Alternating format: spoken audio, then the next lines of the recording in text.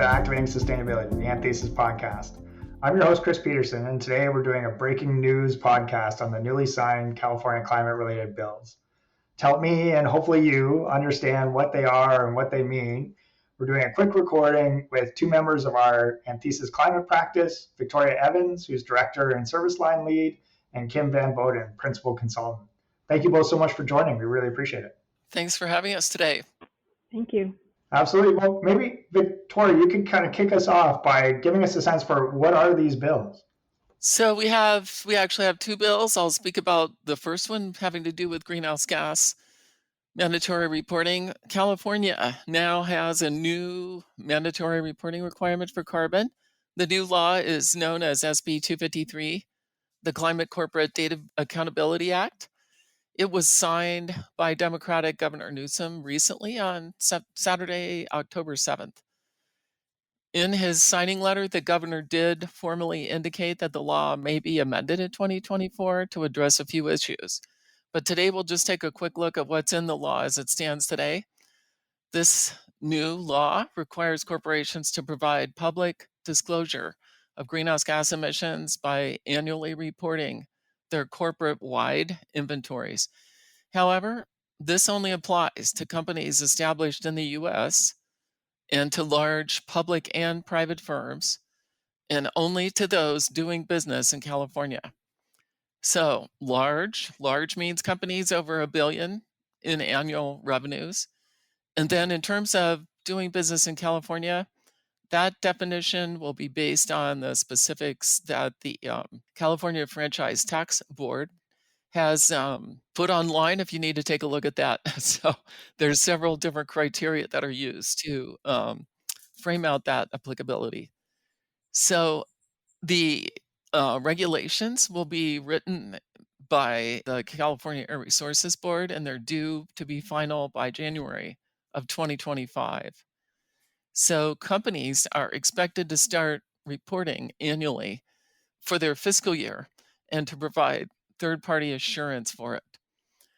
The first inventory year for scopes 1 and 2, greenhouse gas, will cover activities during 2025. And the first scope 3 reporting starts later, covering activities for 2026. So that's about it. This state law does not affect companies established outside of the US because California, after all, is a state and not the federal government. So that's the way that will work. This is unlike some of the rules that are in place in the EU and the UK. So the California SB 261 is the other bill, and that covers climate-related financial risk disclosures. So similarly, similar coverage in covering companies that do business in California with a lower annual revenue threshold. In this case, it is of at least $500 million annually. Those companies who the law pertains to will be required to submit a report to the California Air Resources Board every other year that discloses their climate-related financial risk. And so it's estimated that the law will affect over 10,000 companies. And the law also specifies that disclosure should be in alignment with TCFD, or the Task Force on Climate-Related Financial Disclosures, or a successor thereof. So that's an interesting element in that we've been hearing recently with the release of the IFRS's S2 standards that they are kind of subsuming TCFD. So I think we can assume that IFRS S2 will kind of take hold and be the one that companies should be aligning with. It's interesting that the S2 standard is a little bit more prescriptive than TCFD in some areas. So it requires some more detailed information on how companies plan to respond to identified climate risks and opportunities. It does require scenario analysis, although kind of does acknowledge that companies should only do a scenario analysis within appropriate resources and costs to them, and doesn't specify any certain scenarios to use, but does ask companies to report on its capacity to adjust business model and strategy based on the resilience assessment. So just some interesting differences there. And then the first reports will be due by companies by January 1st, 2026 under SB 261. So a couple years to kind of get everything in order and start preparing for that one. Great. No, really appreciate it because I heard lots about them. So really helpful to have that kind of context about what's actually in the bills. I feel like some of this is self-evident, but we're really curious as experts in the space, kind of why do you think people should really care about these? These are mandatory requirements for compliance. So there's actually penalties associated with not filing. So that's sort of maybe the one reason why. There's lots of other reasons why. I mean, there's drivers for the state of California. They're interested in looking at the companies that actually do business in California to assess them versus the rest of the emissions that the state is quite knowledgeable about for the large facilities and fuel providers that they already regulate here under the cap and trade program. Yeah, and then for SB 261, so of course the objective with this law, similarly with other frameworks and laws across the globe, the objective is to provide greater transparency to stakeholders like policymakers, customers, investors, and shareholders on a company's exposure to climate risks and what they're doing to prepare for or mitigate those risks to then inform capital allocation decisions. So these disclosures on climate risk are going to be scrutinized more closely. Companies are going to have to really take climate action seriously, with this being a requirement for companies to report on. Also, very interesting that this is kind of the first mandatory action around climate risk in the U.S. We have been hearing and following, of course, the SEC's proposed regulation on climate risk, and still awaiting a final decision there. But it will be interesting to see how this regulation kind of influences the SEC, if they mirror each other or if there are significant differences. So these climate risk disclosures are becoming more and more mandatory. So it's only kind of a matter of time, and great to see the U.S. kind of taking some action here too.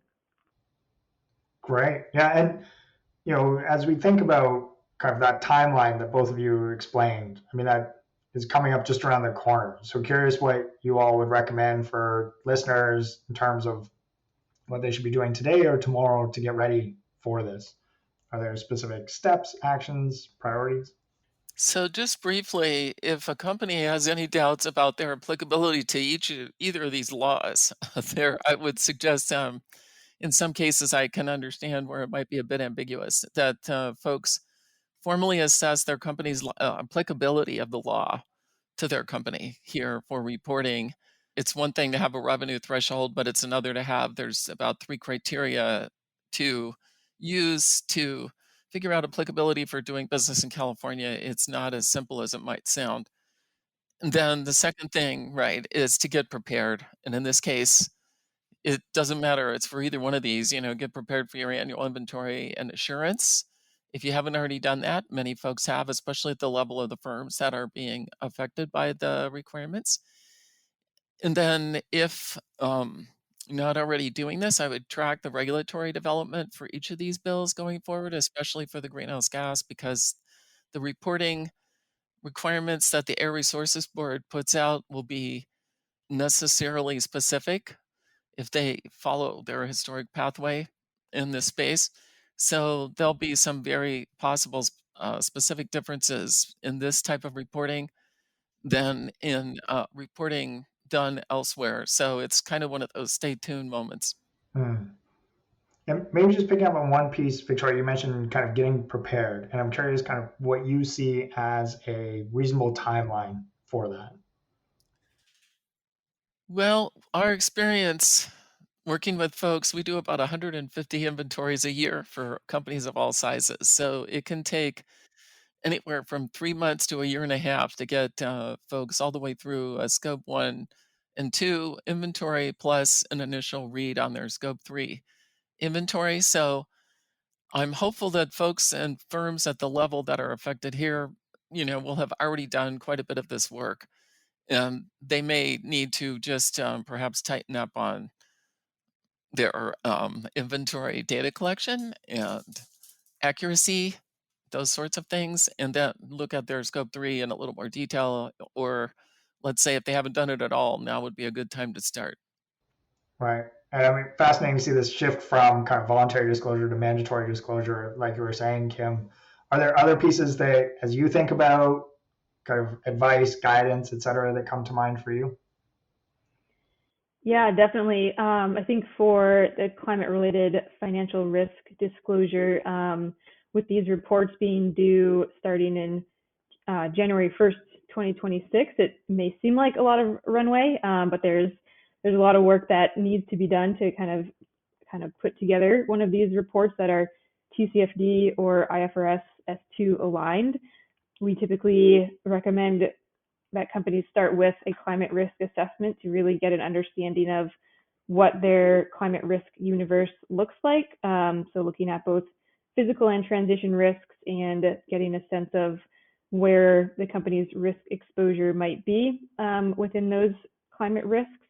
Scenario analysis is another one, kind of looking at across different climate scenarios, a high, medium, and low warming scenario, how those physical and transition risk exposures change over time for the company, and then starting to kind of put some financial data to that, or getting a sense of what financial data may be needed in the future to advance that analysis, since that can be tricky. Those are a couple key steps to getting that alignment with those reporting frameworks. And then another piece I'll add is that element of internal education and just kind of getting organized internally, starting to use climate-related vocabulary across functions within the business to start embedding climate considerations across the organization. Well, that's great. There's so much more for us to unpack within this, but really appreciate you both kind of jumping in, giving us kind of the quick overview of what it is, why we should care, and kind of how we can respond to it. So thank you both very much. Really appreciate it. Thank you. Welcome. Yeah, and thank you all so much for listening. As always, there's lots of really valuable resources up on the anthesisgroup.com website, and all of us are reachable via email at first.lastname@anthesisgroup.com. So thank you again, take care, and we'll talk to you soon.